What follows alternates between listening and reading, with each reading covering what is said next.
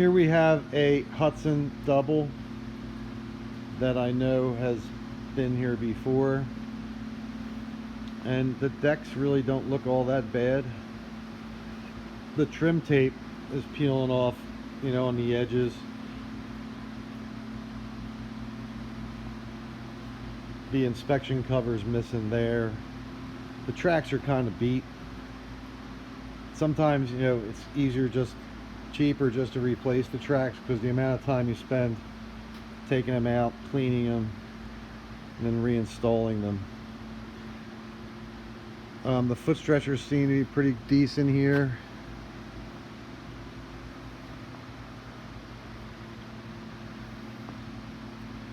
And then the drain plug there is, well, it was just sitting in there, no screws, plus it's missing the top piece.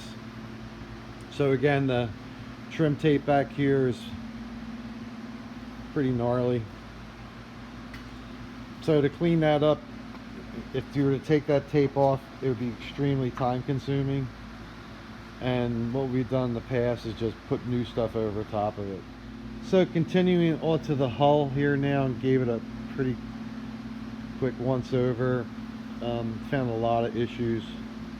I mean, there's one right there with the tape, and then we kind of stopped on the tape, because now right in this section here, not so much going on, but then big paint chip there with some tape on it again there.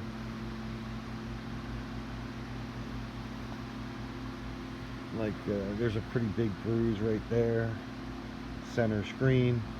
However, as you get down into here, I mean, there's some touch-up work, like right there, that spot, and lots of touch-up here and there. Again, more paint, tape over holes, and then there's lots of these longitudinal cracks, and more than likely, if this was made with unidirectional, has failed, because that's got a big giant touch-up paint line right down it. And they continue like right in through there. A tape covering a big hole, not a hole, but a giant paint chip. More touch-up there. And then there's some issues back in here with the fin. Lots of silicone. That's always a treat to work with.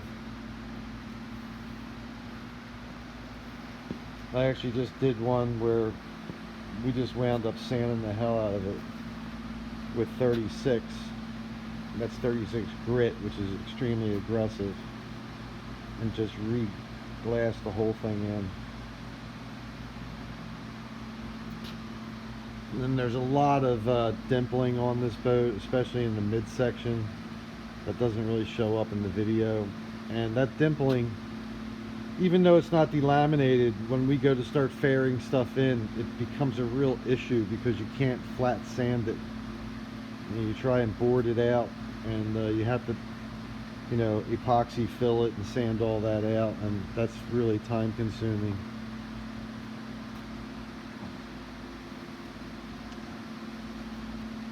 And then there's a lot of, well,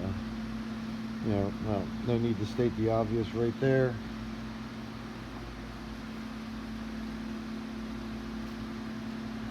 So I had mentioned to Dave about maybe doing a hard line on this, but I don't know if that's really going to fly. You really have to clean this thing off to see, what to do. But normally we don't like to take the time to do a thorough wash down if we're going to wind up sanding it, because we don't like to get any water in any of those cracks that are open. But you got to do what you got to do sometimes.